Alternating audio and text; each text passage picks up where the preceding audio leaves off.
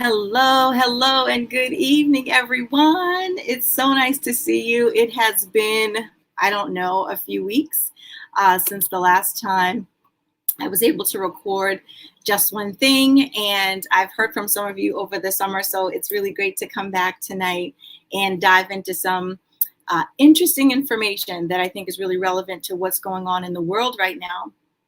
I'm going to take a quick minute before I bring on my guest and just make sure that I am sharing this properly on my social media page so I don't miss any comments. We want to make sure that we hear from all of you as much as possible. I'd love to hear your thoughts. I'd love to hear your questions and your concerns tonight. So first of all, I am very grateful for all of you spending some of your Friday nights with me for an hour. And tonight we're going to talk about police reform. And I know there has been a lot of emotion in the world. There's a lot of emotion in my heart, even over the recent case with Breonna Taylor. And our hearts have been absolutely outraged and broken at the same time. Something about this has felt very hurtful. And I say that as a Black woman. This has been a very painful verdict to take. And so I want to know what I need to do to help make a difference in this world when it comes to police reform. I think police are a very important part of our culture and our society. And there is a woman, a reverend, that I would love for you all to meet. Her name is Reverend Laura Everett. And I am just going to bring her in right now. Let's see. There we go. Hi, Reverend Laura. Good evening. Good evening. And tell me, how would you like to be referred to tonight? Do you want to be called Reverend Laura? Do you want to be called Reverend Everett? What is best for you? We're in a conversation among growing friends, so why don't you call me Laura? I love it. Yeah, I'm happy for that. We're here talking grown folk talk tonight. Yeah, that's all right. Yeah. Thank you so much. Yeah, so, nice to chat. I first learned about Reverend Laura, or Laura, by watching my cousin James Hill's show, Java with Jimmy. Some of you follow him and watch what he does in the city of Boston, which is pretty incredible. And I saw some of your comments, and I went and saw your page, the MASSCouncilofChurches, which I thought, I'd never heard of the MASSCouncilofChurches. We've been in ministry for a long time. I never heard of it. But then I saw the work that you all do. Yeah. And you, especially as the director, a lot of information, a lot of action points you put out there. And I think with this specific conversation about police reform, you have a lot to add. And I think people need to hear what you have to tell us about the process and where it is right now. Sure. Where would you like to jump in? Oh, there's so many places. First, just an acknowledgement. This is a really hard time. And to say that, first I come to this work as a pastor. Yes. And any conversation that we're having can't be separated from the grief and the pain that so many people are feeling this night, especially and most particularly communities of color and Black women in particular. And so it would be an act of violence to begin talking about police reform without saying hearts are breaking. And so I don't want to do further violence by steamrolling into policy reform without just saying, God, this is so hard. I don't want to talk in the abstract without saying, this is so hard. And hard in ways that I will never know. Mm-hmm. Mm-hmm.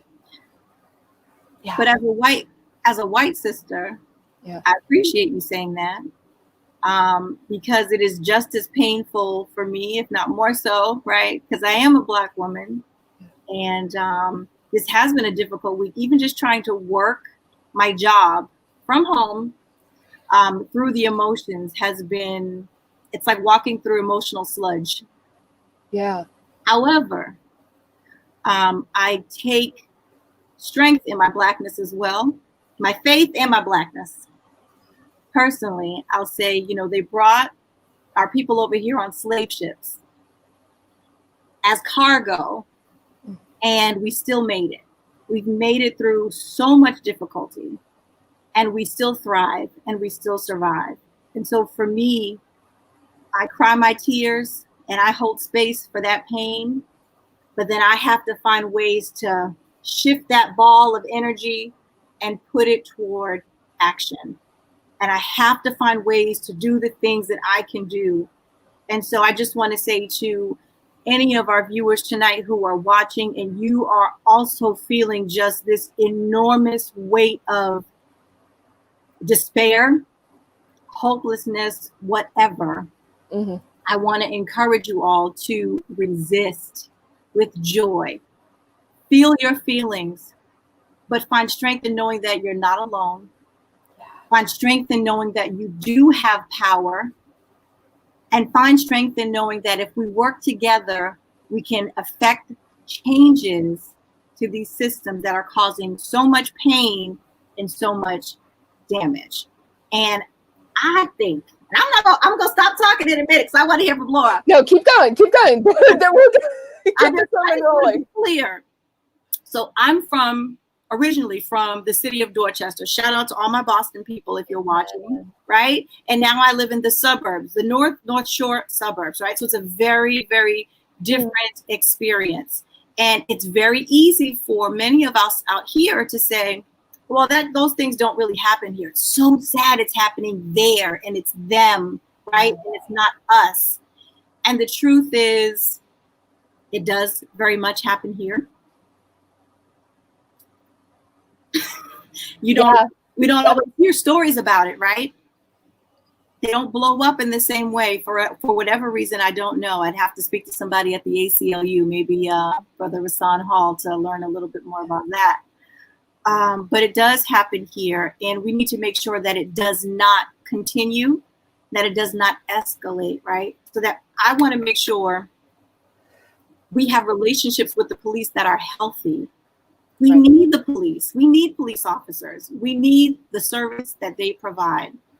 But they're just one small group. They can't cover everything, right? And I feel like we need police officers who have enough integrity to not run from accountability. And I feel like we don't really, we're not getting that in all these talking points, Laura. Yeah. I mean, I think about that. If I think of parallel in my own profession, right? I'm a pastor. There are plenty of stories we can talk about clergy misconduct, whether that is economic, taking people's money and running, where that is clergy sexual abuse and misconduct, whether that is selling false hope, right? I care enough about this institution and enough about the integrity of my profession that I want those bad apples in my work and world to be out. And I want good policies and protocols and credentialing in place. And I believe that same internal integrity is what we need within a policing system. And I think there are officers of integrity that want that as well. And so part of what, there's so many dynamics at play in this, right? So we are talking about many parts of a piece of comprehensive legislation, an omnibus bill. And here's part of the reason why we're here. Massachusetts is one of only 4 states in the whole country that does not have something called a post system, police officer or peace officer standards and training. And I think this is part of, you're a Massachusetts native. I'm here 19 years. Getting close, right? Only, like 10 more generations and I'll be local. Right. So, this idea that Massachusetts is special, right? We're unique. We're not like Kentucky. We don't have problems like that. I think for white folks, we tell ourselves a story that we don't have racism like other places. Yeah. And as you've said, as we were talking about earlier, I think one of the great privileges of being in relationship with, as a white person, in relationship with Black friends and colleagues is to hear truth, and to hear things honestly. And so when I hear friends and colleagues say, yeah, I got profiled in my hometown. I got profiled in my driveway, out in the burbs, where we moved because we wanted more space to raise our kids. That is helpful for me to hear, to be entrusted with that degree of honesty and candor, to not be resentful and get defensive about that. And so to pair the honest and candid testimony of friends and colleagues, and for me, sisters and brothers in the body of Christ, with data. Data that, for example, the ACLU has rolled out about where police violence and misconduct happens. Because we can tell a story that says it doesn't happen here. We wouldn't have an experience like Breonna Taylor. But in fact, we have. And it does happen here. We could talk about the case of Yuri Stamp. So Yuri Stamp was a retired MBTA worker.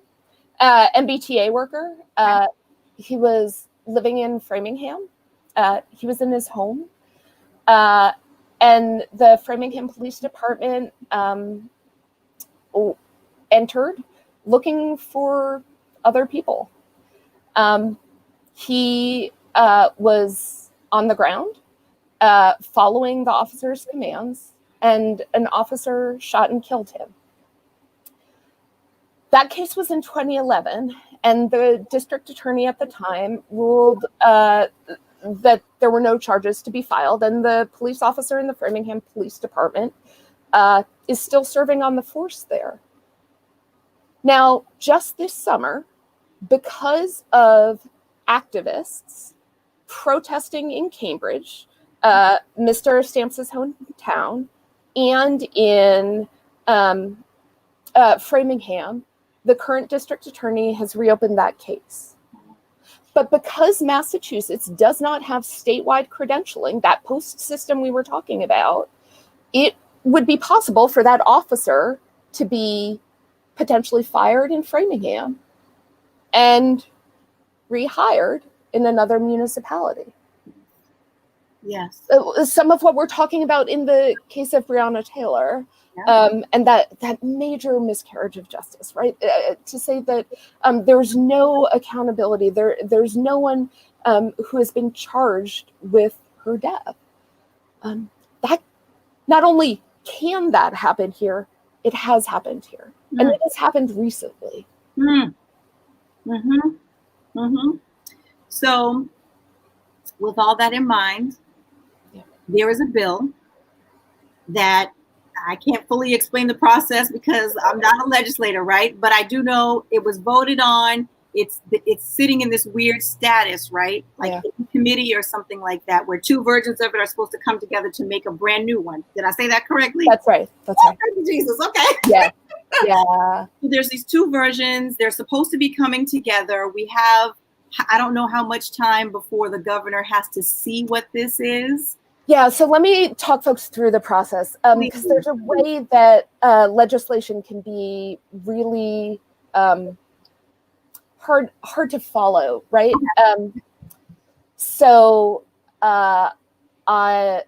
We want to first make sure to name and thank that the Massachusetts Black and Latino Legislative Caucus has been on this for a very long time. There are a number of faithful, dedicated elected officials who have been steadfast in the work to say, look, Massachusetts needs this. We need standards across the Commonwealth. If you're a doctor, if you're a nail technician, if you're a dry cleaner, there are standards for care standards for credentialing. Why on earth are there not statewide standards for police officers? Yeah. Yeah. Common Not even sense. as like a knee-jerk response kind of thing. Just as a profession, as an organization, right? There should be standards. Right. As a pastor, now this is not within statewide standards, but as a pastor, I have to go through regular training within my denomination to make sure that I am up to date in what is best practice in my profession. Many of us have to do that to make sure that we are keeping ourselves safe, we are keeping other people safe, and that we want those standards to be uniform so that someone who is trained in North Adams as a police officer has the same sorts of training as someone who is trained in West Dennis. And look, Massachusetts police officers receive some of the most hours of training, but we want to make sure that things like racial equity and diversity training, sexual assault, and interpersonal violence prevention training, some of the kinds of training we want police officers to have, because often our police forces are more white and more male than the population at large, which can often create a distrust between the communities that they serve. Because if a police force doesn't look like you, especially if you come from a place where there's a lack of trust, that's a recipe for interactions that are not going to be trustworthy. Because you don't know each other. I don't know you. You don't know. Right? So what might look threatening to one, the intent, might not be that in the other. That's right.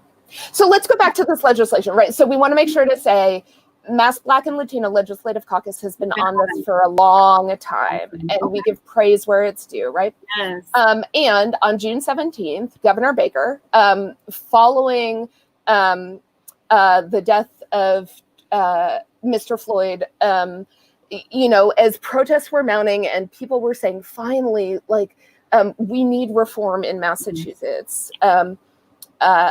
stood with the Mass Black and Latino Legislative Caucus and said, we are ready to file this comprehensive piece of legislation.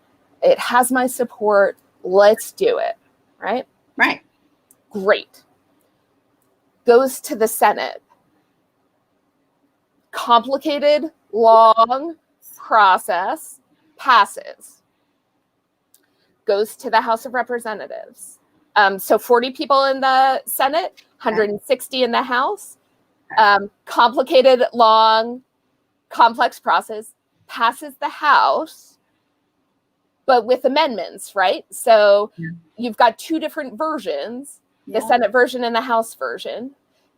Those two versions need to be reconciled to one another. Okay. Because we were in multiple pandemics, and the legislature had not been meeting in March and April. They were scheduled to finish, Massachusetts is on a 2-year cycle. They were scheduled to finish and extended their term, which we think is important, right? There's a lot of work left to do. Now they're all running for office again, which adds an interesting dynamic to things, right? Yes. Yes, it does. So a bill passes, the Senate passes the House, needs to be reconciled. Okay. So there's a conference committee. Yeah. 6 members, 3 from the House, 3 from the Senate, 2 Democrats from each House and Senate, and 1 Republican. So 6 members who are hashing out those differences. Okay. Now, those 6 people are trying to reconcile the differences between the House and the Senate version to create a version that can go back and pass both chambers. Okay. That's where this is stuck. And it has been stuck for a very long time now. It's been 101 days. This version. Since Governor Baker and the Mass Black and Latino Legislative Caucus stood together and said there is a moment and a fierce urgency. We hear MLK's words about the fierce urgency of now. And I think some of us are wondering about that fierce urgency. Yeah. Because this, I think this is what,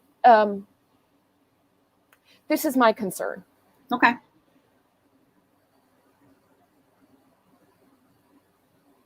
And I'm speaking to the white people who are listening to my community. We're reading more, and I think we're trying to learn and listen more. Some of us have been doing this work for a long time. Some of us, this is new, and we're feeling an increased sense of urgency. And what I hear, and please correct me if this doesn't feel accurate. Okay. It's great to be awakened and to feel like someone is more attentive to concerns. But if we get through this year and the only thing we have to show for the awakening of white consciousness about racial injustice in this country is an increased reading list, I think history will judge us poorly. I do. If the best that white people have to show at the end of this is that we've read a few more books, because what I have learned, and I think what Ibrahim X. Kendi does a great job in showing, is that it is policy. Honest to God, and I say this with love to my churches, the banners on our churches do not protect our Black sisters and brothers in Christ. They don't, because that banner is not going to protect the person that is profiled on the side of the road. James, and my sermon doesn't. That's right. It doesn't. That's right. Policy changes are what we need to put in place. Yeah. So the signs are great, right? Right. Put up your signs. Put them on your lawn. Fabulous. But what's the next step, Reverend? Policy change, right? Policy change. I've been much converted on this, right? And I want to own that has been a space of growth for me, right? Like, we've got to be willing to say reshift and grow, and it's not just about like, what did I learn this week? What have I read? How have I grown and shifted? Am I kinder and nicer and more attentive to needs of communities that are different than my own? I say this as a Christian. I believe my God will judge me. Yeah. And I understand that language of judgment does not resonate. I believe history will judge our nation by if the lives of our neighbors are better, if there is flourishing for all communities. And what I hear is that I can't flourish if I'm terrified of what places I can and cannot drive through. That part.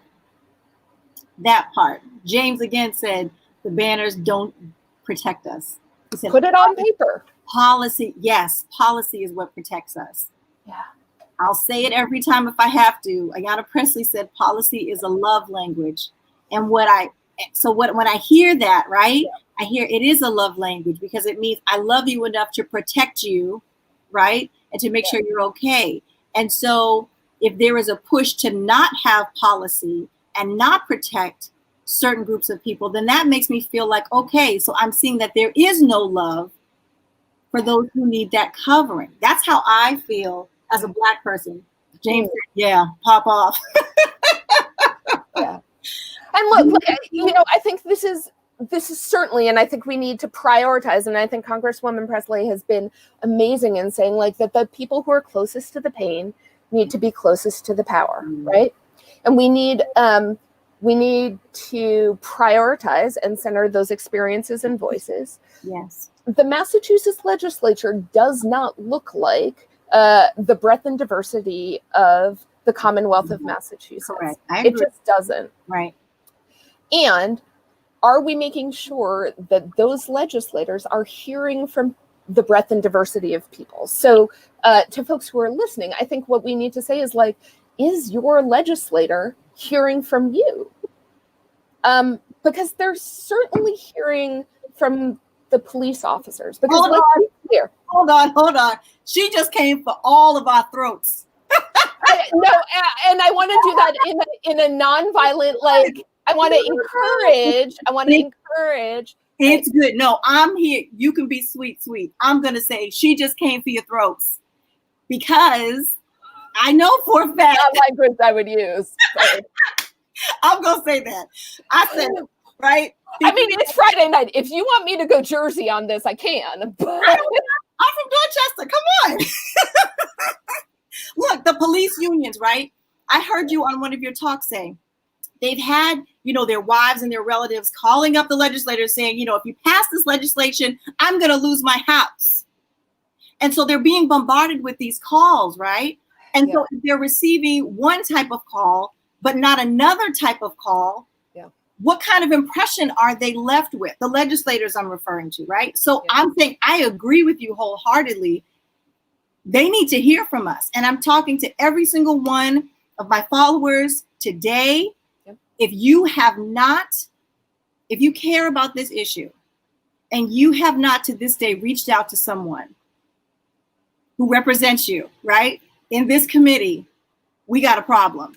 And it's not just right, like it's not just your particular elected official right now. It's those 6 members on the committee. And I think we've got the graphic to share. Yes. There are 6 people. Yep. Send one email. We can share the link. Say, look, I want comprehensive reform, right? There's stuff from the ACLU. There are parts of this because what we know is that there is a very clear and concerted effort to run out the clock and just let it go. We'll let it pass. People are going to get tired of protesting. They're going to get tired of this issue, right? We're already seeing some polling numbers. Yes.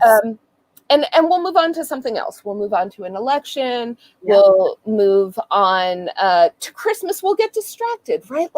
And I think for those of us who have been convicted, who hear from friends say, look, as a Black woman, I do not feel safe in calling the police, or I do not feel safe in this interaction, or I do not feel like I can depend on this situation. How do we create policy that ensures better training, clarity about use of force, clarity about no-knock warrants? We had a number of legislators who were saying, hey, if you're going to exert a no-knock warrant, we think police should, Rep. Miranda is saying, we think police should have to ensure that there are no children or elders in the space. Some basic stuff, right? And so the policy is what holds community accountable. Yes, it is. And look, especially for Black and brown communities who have so much on them already, the obligation to contact your legislator, and for Black and brown legislators who are already doing so much, I think, and I feel this with the pastors too, there is inordinate burden. And so to my community, to white folks who are saying, we want to do better, we want to be better. This is a moment, right? You wonder, what would I have done during the civil rights era? Beloved, we're in it right now. History is going to judge us on this. And if we come out on the other side and there is no policy change, that the lives of our neighbors is not materially better by economic access, by health, by safety in neighborhoods and communities, our children will ask us, why were you silent? Why were you sitting on your hands? Yes. It's in your hands, people. We're telling you tonight, it is within your power to say something. And I know so many of us feel like, what can I do? What could I ever do, in Kentucky? Maybe you can't do anything in Kentucky right now, but you can do something in Massachusetts where we need change, where we need reform to protect everyone. Again, who's watching here? Hold on. I have some comments that I can't see on one side. I want to make sure I get here. Yes, I see you. James is watching. I see you. I see you, Noreen. Hi, good evening. If you guys are here tonight, feel free, throw your comments out there. I want to see you. Oh, Reverend Loretta St. Louis. Hello. Thank you so much. They are excellent points. There is something to be said, I think, about judgment. Like what you said, that's a word nobody ever wants to hear. We don't ever want to hear anything about that. But like you said, history will judge, right? History will judge the outcomes of our inaction, of our fear to step out of our comfort zone and make a phone call. I'm still afraid. I'm learning how to get used to this, right? So I've been emailing, I've been doing my thing, but I'm still nervous about phone calls, like something gets in my throat. But you do something on your face that I wanna kind of celebrate. Can you talk about how you put out scripts and stuff like that? Talk about that, please. Yeah, and look, I think what we do when we make phone calls and when we encourage our elected officials is we give them courage. We give them courage because what we know that for some legislators, this is going to be a tough vote. Wow. And what we need to do is give them courage so that, and we give them stories. Beloved, this is it. Look, you have stories, right? You have stories about interactions you've had with the police. I have stories about interactions that I've had with the police. I've told this in other spaces. I had an interaction where I was leaving a T station and a man threatened an act of sexual violence against me. I am a pastor. It does not matter. Many, many women in this country have had that experience, right? Yes. Right? We know this. Ask your sister, ask your mother, ask your wife, ask your daughter. We have had these experiences, right? And there was an MBTA transit officer who was kind and good and assisted me. And he drove me home. And the next day I went to my local station and on his recommendation, I reported the incident. And the officer who took my report could not have been more dismissive, could not have been less concerned, less caring, less focused. I left that experience feeling that as a woman, this, what was an attempted experience of sexual assault, was less cared for by the police department. Now, that shouldn't happen that way. And the policy question is, what kind of training did this officer have? So we can say that, like, I'm not just doing this out of some white beneficence. I'm doing this because I want every woman who has the experience that I had to have a decent and cared for experience when she goes, should she have the experience of needing to report a sexual assault. Right? Yes. Right? This is not just about,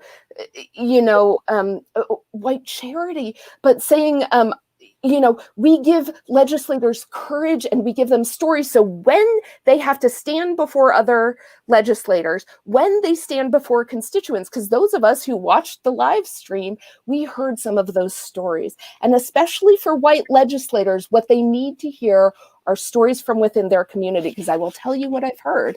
I hear plenty of stories that they're telling from the police departments. Right? So you need to equip them with your story. Yes. You need to equip them with other stories, because there's also a fair amount of false information kicking around about this. We know that there have been some stories that are just not accurate, stories that police officers will lose their homes if we change questions about qualified immunity. That's simply not accurate. That's right. We need ways of being appropriately accountable when people do not do their jobs and are not held to appropriate standards. That is true in every profession. And when you are in a profession that has life and death in your hands, when you are holding a gun, that is an awesome responsibility. And so we need to make sure that that is treated with the utmost dignity and respect. Again, I'd invite people back to the way I think about the integrity within the clergy. Yep. I have been called out a number of times from clergy friends and colleagues who are like, why do you keep posting about clergy sexual abuse? Could you stop it? You're bringing shame to the church. These are terrible stories. Like, knock it off, Laura. Yes. And I think my conviction is we need to get honest. Yes. We need to get honest about where our sin is. For those of us who have found health and healing in 12-step recovery, the first step is to admit. You got to admit.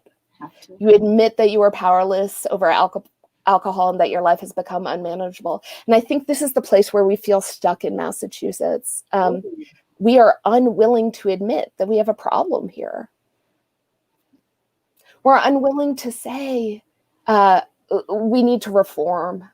And I think there's a story about Massachusetts exceptionalism, that we are better than Kentucky, then we're better than other states, that we're not like those other places or other police departments.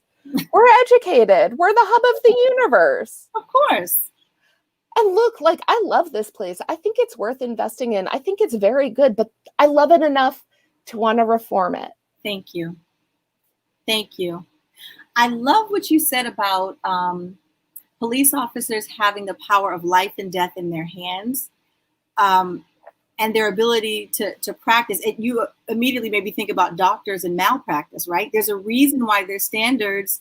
If something happens here, they have to have a certain amount of coverage. It has to be disclosed if, there has been an incident of malpractice and it's on their record, right? And that affects where they go. So the same should be, these are the people that we are supposed to trust. That's why this matters so much. That's why we're so passionate about this, right?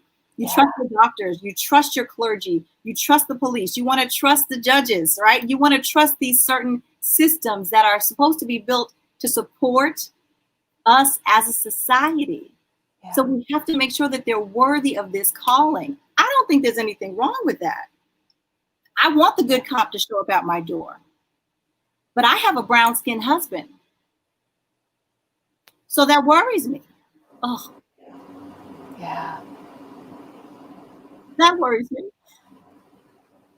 If something were to happen, I have to use my privilege. I have to use this light skin. And I have to speak up. And I have to articulate in a way that quickly communicates he's not what you think he is. And I have to do that more often than you would imagine. My Lord. So this matters very much to me. It matters very much, and it should matter to all of us because we're connected to one another, right? So we have Blacks and we have whites, and that there's always that issue here in the country. And there's so much connection between us because we're all human. But we keep letting, this is what's my concern, Laura. I feel like we keep letting these talking points that we keep seeing on Facebook. People are inundated with social media, and all they see is wrong, wrong, wrong, wrong, wrong in one side or the other, instead of seeing how can we better love one another and live peacefully and make sure that everyone has a just experience. And if they're done wrong, let's just make it right. I don't understand that. Maybe it is a part of the elitism, but it's like, it seems like such a matter of pride for certain people to admit when they've done wrong or where there just is wrong, period. And how quickly we can back into a corner. Yes, and claws come out instead of saying, wait, are you hurt? Are you hurt? Not just, well, what did you do wrong? But are you hurt? Let's evaluate this thing and see. Maybe you did something. Maybe we did something. Maybe we can come together in the middle so this doesn't happen to anyone else. Like, I don't understand why that's so hard. I don't understand why that's so hard. So we're talking here, y'all. We don't have all the answers. Oh, I see some comments. Let's get some of these comments. Yeah, what are y'all feeling? I see some church comments. Hey, Renee. Well, Yeah. we have a lot more questions than we have answers. But again, that's part of why I wanted to make sure you guys got the opportunity to meet this beautiful minister, to hear about part of what she does. The only reason I'm able to put up the links and the information that I did in this show that I'm going to put up again is because she made them available on her page. Yeah. So let's talk about making phone calls and doing that together. Because I think. Hi, Anna. I just see Anna DePina came on. So good. Go ahead. So I'm of an age when I remember like actually making phone calls and not just like texting folks, right? So, there's 6 committee members who need to be bolstered and encouraged in this work right now. They are trying to figure out a bill that can pass both houses and that Governor Baker can sign. Okay. And they need to hear our stories. There are lawyers and experts who are going to work out the particulars. And I want everybody to hear this word of encouragement. Please do not let your worry that you don't know all of the answers and don't know the particulars about the difference between qualified immunity and indemnity stop you from telling a story. Stop you from telling a story about your experience around policing. Because there's nothing worse than a story untold, right? And what we need to hear, especially white legislators right now, is stories of people's experience with policing. Yes. Because what we know is that the predominantly white police unions are adding their organizational heft to the legislature to encourage a bill that would be in favor of them or run out the clock. Because look, every institution is prone to resisting change. Yes. Right? Yep. You want to keep it the way it is. You want, the devil versus, the people were like, Lord, why, Moses, why have you brought us out here? We preferred Pharaoh, right? Like, we liked the containment that we had back in Egypt, right? Like, and so it is scary to think about changing, right? And so I want to empathize with the idea for police officers that the idea of changing their profession is a challenge. And what I'm also hearing on the side is that police officers also know that lawsuits are expensive and police budgets, this is not the trust between communities, especially communities of color, is not going to be solved by increasing budgets. And we're not going to arrest our way to community trust. Whoa, pause. Say that again. You have to say that again. We're not going to arrest our way to community trust. Somebody needs to tweet that on your personal Twitter or something. That's fabulous. Please go ahead. Yeah. Thank you. Yeah, right. And so, there are tons of reforms. And I want to say that the suggestions, especially of the African Methodist Episcopal Church, who have been really leading this effort within the church spaces about reform and putting ideas forward about what kind of reform is needed, are also about building trust between communities of color and police departments. Wow. Because there's necessary reform that needs to happen to build trust within a system that was not designed right? And I think this is where it was not designed for liberation. It was not designed for people of color. It was not designed for women. And I think what I hope, especially for white folks, is that some of us know what it's like to be in a place that wasn't designed for you. And whether that's as a queer person, as a woman, as a disabled person, as a non-native English speaker, as an immigrant, that we take some of our experience and learn and expand on that, not because it's like it's a perfect analogy, but that we can be sympathetic and expand on that. And so say, okay, I know what it's like to be a woman and to be in a world that was not designed for my flourishing. And so can I listen to a Black sister who's saying, look, this is what my experience is like when the police come to my house and I am worried about my Black husband. And I can think, okay, I can hear that. I can hear that. And so I want to make sure that I am using the privilege that I have to help make sure that those stories are being heard, and that I am encouraging my elected officials to hear stories that give them courage to make the policy reform that we need in this moment. Yes, yes. So can you tell me, what made you so passionate about this topic in particular? We have about 15 minutes or so. I want to make sure we get to hear more of your heart. Why would you jump into this? Some people might say, we don't have skin in the game.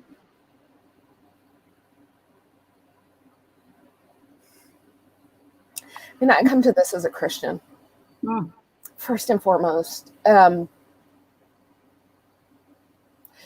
truly it's relational.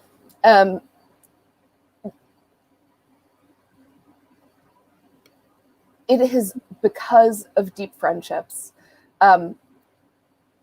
candidly with Black friends who have entrusted me with honest stories, who have told me about the times they've been profiled, who have told me about the terror and their worry. Black moms who entrust me with their prayers when they can't pray them. That changed me. It's downstairs, but I have an icon that the artist Mark Dukes created of Our Lady of Ferguson. And to see the Mother of Christ, and to imagine to pray with that regularly, to think about my Savior, who knows our suffering, to think about his mama, who was worried about him, and to think about the Black mamas I know who are worried about their children.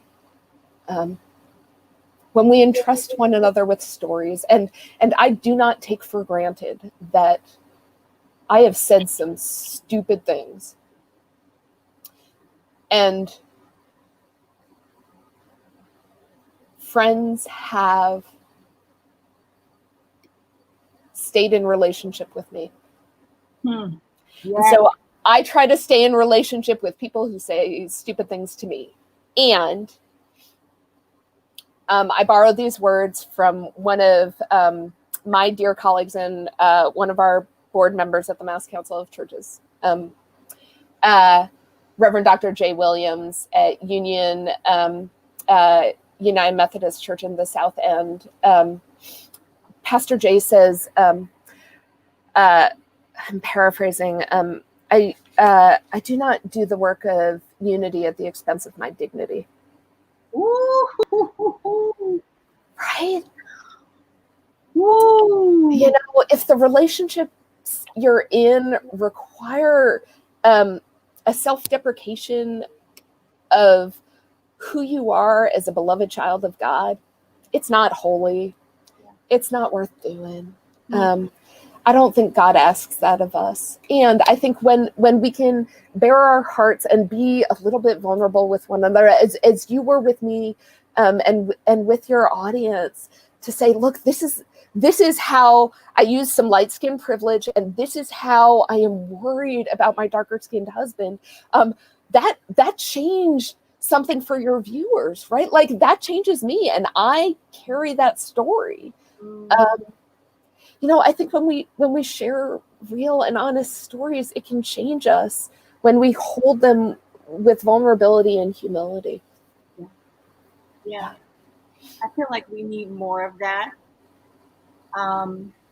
between one another. We've lived in this country together for I don't know how many centuries now, and we still act like we're not cousins. We still act like we're not related. Literally, everybody's doing 23andMe and Ancestry kits. We are literally related. We share blood. Whether or not we believe we share the blood of Christ, we share physical blood, right? And we're terrified to admit it. Terrified. But why? Why do you think white people are scared to admit that? I mean, that's a whole other show, right? Like, I don't know. We got a few minutes. Go ahead. I don't know.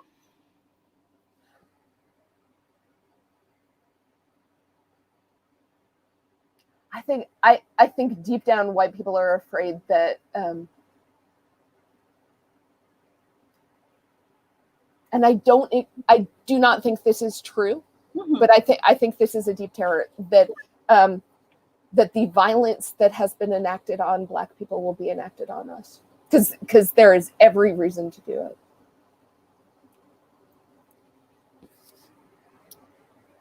it. Fear. And this idea of scarcity, right? Like, and if I'm winning, somebody else is losing, right? Like, if I'm doing good, it is contingent and dependent on somebody else being down, right? And that's even true in this debate, right? Like, if the only way for police to win is for Black people to lose, right? If the only way for men to win is for women to lose, or straight people to win is queer people to lose, like, man, justice is not pie, people. Like, we're not doing it like this. Y'all better be giving our hands some likes. Yes. Yes. Stop it. I believe in a God of abundance, and I know that is so antithetical to a capitalist idea, right? Like, and everything in us says there is not enough. There is not enough justice. There is not enough love. There is not enough money. There is not enough. And so I got to get mine. I got to hold on to mine. And if I've got mine, you can't have yours. And it is hard to get out of that mindset. It is so hard. Yes.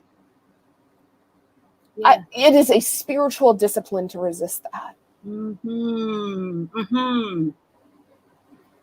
I don't care what your religious background it is a spiritual discipline to say, I have enough. And right, like, here's the great news. We are seeing some beautiful examples, right? Like, sharing and community fridges and mutual aid societies. Like, we are seeing, and we're also seeing the I'm going to pull my kids, right? Like, and I got to make sure that I get mine. And I am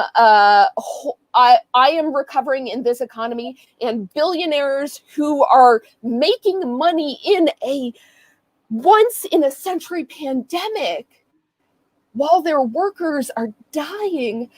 I got to get mine, and it comes at your expense. I am waiting for the kingdom to come. Like, and I have got to have that prophetic imagination and preach that world and live in that way. And that is a countercultural witness. And I know that policy is not the fullness of the kingdom of God. Yes. It's not. Correct. It's not. Look, the Massachusetts legislature, I love you all. I am so grateful for your service. Thank you. Yes. Share my gratitude. And policy is compromise. And this is not going to be a perfect bill. Yes. And we have got to get something. And we have got to get something that makes Black and brown people's lives better. Yes. And I am willing to do, and I believe that there are white people of conscience and goodwill who are hearing stories and reading our books and listening to our podcasts and purchasing books off the New York Times bestseller list, who want to do more, who want to be challenged and asked to reach and do more than we've been asked to do. And today, that means calling those 6 people and pushing on Governor Baker. Because the man has an 89% approval rating. And there are no term limits on governors in Massachusetts. Wait, what? Hold on. Wait. Really? Yeah. So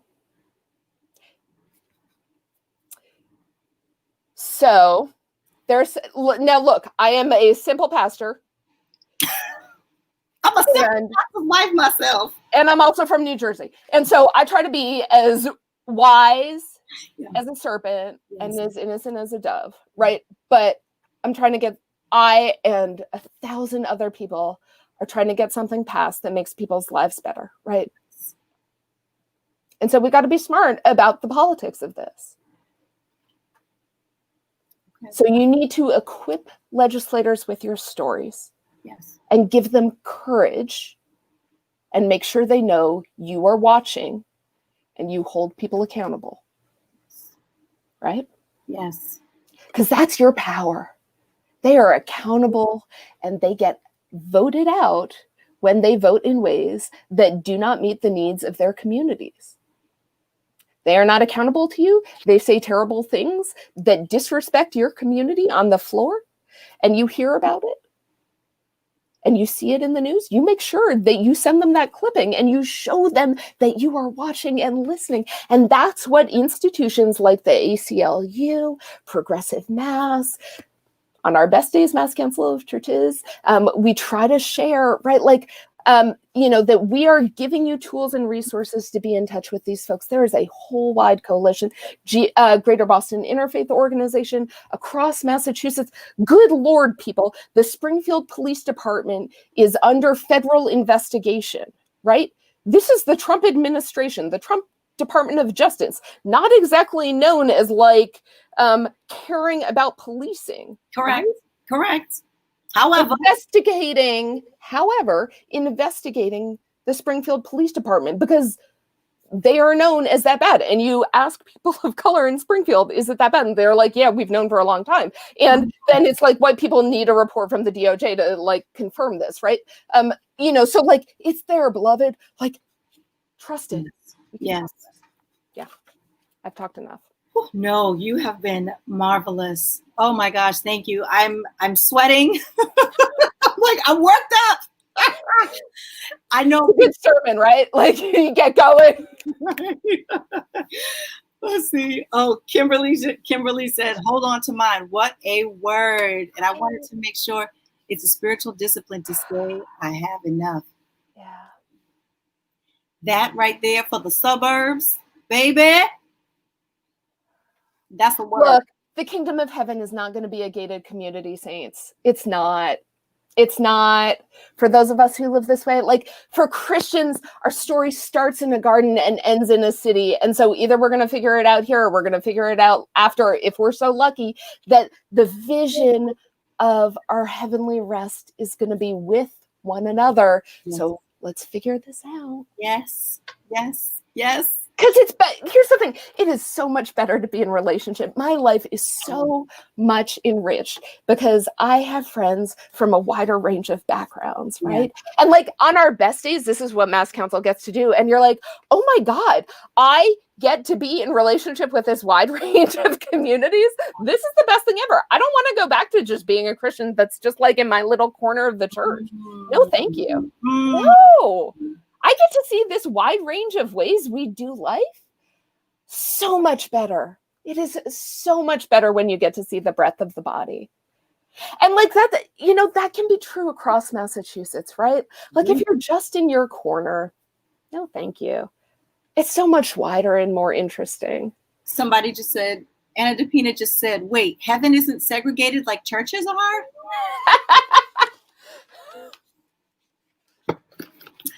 according to the Bible. I'm just reporting what I read. Right. It's Friday afternoon. I'm tired. Right, Anna. I mean, it's not. We have some differences down here, but the Lord certainly sees us the same. I pray that each of you have been so blessed. This wasn't a church service, but you brought the Holy Ghost with you.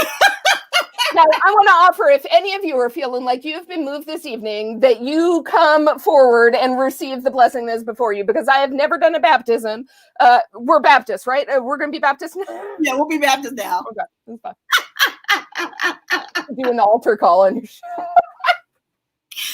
But I love this. See, people think that you can't, if you are a Christian, that you are one way, right? So just like Black people are not a monolith, Christians are also not a monolith.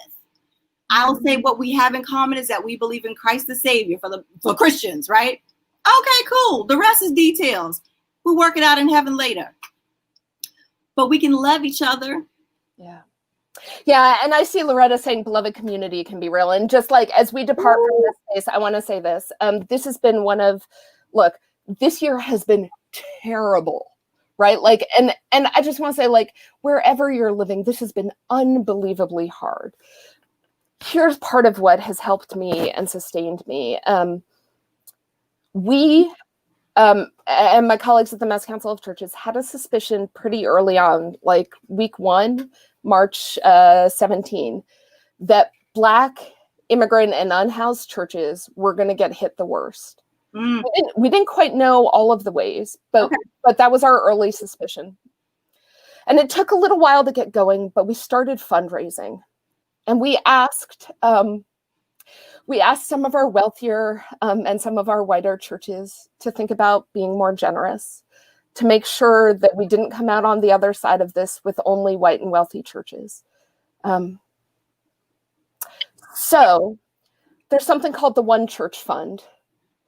That MASSCouncilofChurches led, that has been stunningly beautiful, that has been taking the abundance shared from some communities to support communities that are doing essential ministry, feeding their people, providing services. And so that beloved community that Sister Loretta is speaking of, we're seeing it. We saw the Korean Church of Boston make masks from the Korean seamstresses and give them to the Haitian church, because those second generation Korean seamstresses wanted to make sure that more immigrants who came after them were sufficiently cared for. We saw more established and more comfortable white congregations give funds to support Black churches that were better situated to share. There is still more money in the One Church Fund. We want to receive your applications. There's a committee that is making sure that there are funds to share and give. Please seek that out. It's on the MASSCouncilofChurches page on the COVID resources and onechurch.fund. Happy to be in conversation with you. There are resources to give, and there are people who have offered their time and talents. There are some accountants, there are some tech pros. I know, right? Yes. Because we believe that we serve a God of abundance. And if one part suffers, we're all suffering. That's right. That beloved community is real, and I want to testify to you about that. Thank you so much, Reverend Laura, for coming tonight. Yeah. This was something I needed. I didn't know that I needed it. Yeah, me too. I didn't know that I needed it, but thank you. I'm going to send you backstage for just a second. If you would say good evening to the people.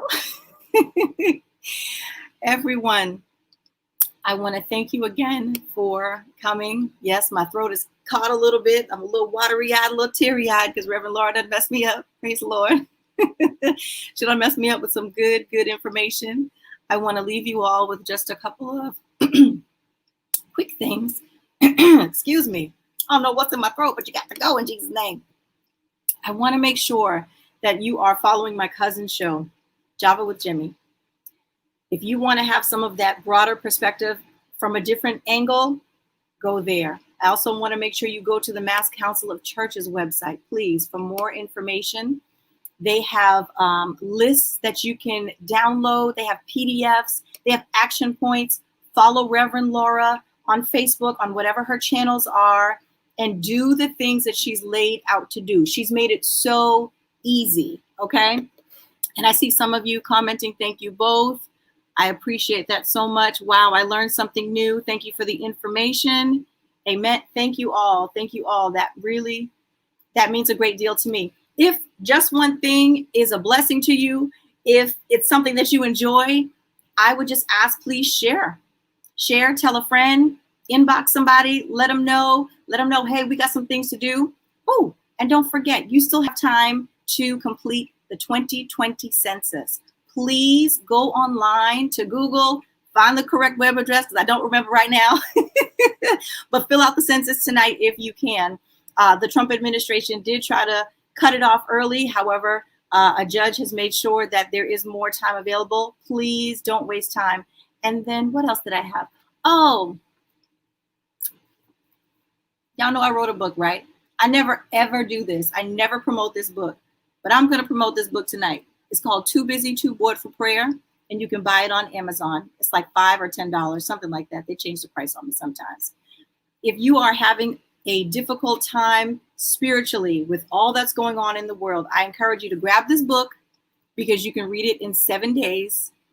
You get a copy for you, get a copy for your friend, and the two of you work together through whatever's on your heart. Male, female, in between, it don't matter. This will bless you. I only know because this is the process that got me and my prayer life out of a trash can. So I recommend my book. What else? Is there anything else? I'm just checking my docket. Oh, Shalia Corvette, thank you so much for these earrings. I appreciate the blue.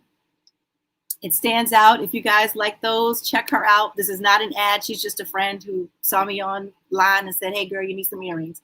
All right. Thank you, guys. I've taken up enough of your time. Make sure you share the broadcast. Thank you. Bye-bye.